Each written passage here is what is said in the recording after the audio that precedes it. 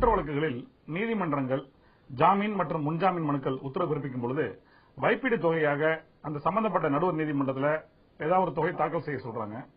அப்படிப்பட்ட தொகையை பாதிக்கப்பட்டவர் அந்த வழக்கு நிலுவையிலேயே எடுப்பதற்கு சட்டத்தில் அனுமதி இருக்கிறது. போலீசார் வழக்கு பதிவு செஞ்சு விசாரிக்கிற சூழல்ல அந்த வழக்கில் சம்பந்தப்பட்டிருக்க சொத்துக்கள் ஏதாவது அது கைப்பற்றப்பட்டால் அதை உடனடியாக அந்த சம்பந்தப்பட்ட நடுவர் நீதிமன்றத்துக்கு அவங்க உரிய ஆவணங்களோட அனுப்பி வைப்பாங்க.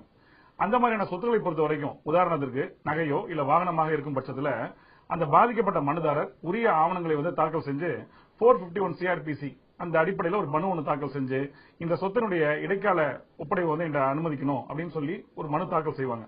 அது அவர் உரிய ஆவணங்கள் இருக்கும் பட்சத்தில் அதற்கு வேறு யாரும் அது கோரிக்கை எழுப்பாத சூழல்ல நடுவர் நீதிமன்றம் அந்த உத்தரவினை பிறப்பிக்கும். இது அந்த சொத்தினுடைய அதாவது அந்த வழக்கினுடைய சொத்து சம்பந்தப்பட்ட விஷயங்களுக்கு. ஆனால் அதுவே பணமாக ஒரு விஷயமாக இருக்கிறது இல்ல வேறு ஒரு வழக்கு ஜாமீன் கொடுக்கும் பொழுது இல்ல முன்ஜாமீன் கொடுக்கும் பொழுது சம்பந்தப்பட்ட நடுவர் நீதிமன்றங்கள் செஷன்ஸ் நீதிமன்றம் மற்றும் உயர் நீதிமன்றம் அந்த உத்தரவு பிறப்பிக்கும் பொழுது அவங்க ஒரு வைப்பீடு தொகை நிர்ணயம் செய்யறாங்க. சுமார் ஒரு 5 லட்சம் ரூபாய் அந்த கிரைம் நம்பர்ல குற்ற எண்ணில் ஒரு வைப்பீடு தொகை தாக்கல் செய்யணும். அப்பதான் அவங்களுக்கு ஜாமீன்ல அது ஒரு கண்டிஷன் அப்படின்னு ஒரு இருக்கும் பட்சத்துல அந்த பணத்தை அவர்கள் அந்த குற்றையினுடைய வைப்பீடு கணக்குல வைக்கணும். அப்படி இருக்கும் பொழுது பாதிக்கப்பட்ட நபர் எனக்கு அந்த பணத்தை கேட்கும் பொழுது அதற்கான உரிமை அனுமதி அளிக்கப்படுவது கிடையாது. ஏன்னா சட்டத்தின் பொறுத்த வரைக்கும் அது ஒரு ஜாமீனுக்கு ஒரு வைப்பீடு தொகையாகத்தான் அது வாங்கப்படுகிறதே ஒழிய அதை பொறுத்த வரைக்கும் ஒரு சொத்தினுடைய பணமாக ஏற்றுக்கொள்ளப்பட மாட்டாது. ஆனால் அந்த வழக்கு முடிவடைந்த பின்னர் அந்த நபர் குற்றம் சாட்டப்பட்ட நபர் குற்றம் சரிவர நிரூபிக்கப்படும் பட்சத்தில் அந்த பணத்தினை எடுப்பதற்கு நீதிமன்ற உத்தரவு பெற்று எடுக்கலாம். ஆனால் இடைப்பட்ட காலகட்டத்தில் ஒரு நபர் இந்த ஜாமீன் மனு கொடுக்கும்போது ஒரு 10 லட்சம் ரூபாய் பணம் ஒரு வைப்பீடு தொகையை அவர் தாக்கல் செஞ்சாங்க. ஆனா அந்த பணம் நீதிமன்றத்தில் இருக்கிறது. அந்த பணத்தை நான் எடுத்துக்கிறேன் அதுக்கு அனுமதி வழங்கணும்னு கேட்டால் சட்டம் அதை ஏற்றுக்கொள்வதில்லை. சமீபத்தில் சென்னை உயர்நீதிமன்றத்தில் நீதியரசர் எஸ் மணிக்குமார் அவங்க முன்னாடி வழக்கு விசாரணைக்காக வருகிறது. அந்த வழக்கினுடைய பின்னணி என்ன அப்படின்னா ஒரு நபர் ஒரு மனு ஒன்று கொடுக்கிறாரு. இந்த மாதிரி ஒரு புகார் கொடுக்கிறாரு போலீசார்ட்ட சிசிபில கொடுக்கிறாரு சென்ட்ரல் கிரைம் பிரான்ச் சென்னையில. அவர் சொல்றாரு சென்னையில் உள்ள ஒரு தனியார் மருத்துவக் கல்லூரியில் ஒரு பிஜி படிப்புக்காக ஒரு சீட்டுக்காக நான் பணம் கொடுத்தேன். 52 லட்சம் ரூபாய் பணம் கொடுத்தேன். அது நான் வங்கியில தான் செலுத்துறேன். ஆனா எனக்கு சீட்டு கிடைக்கல.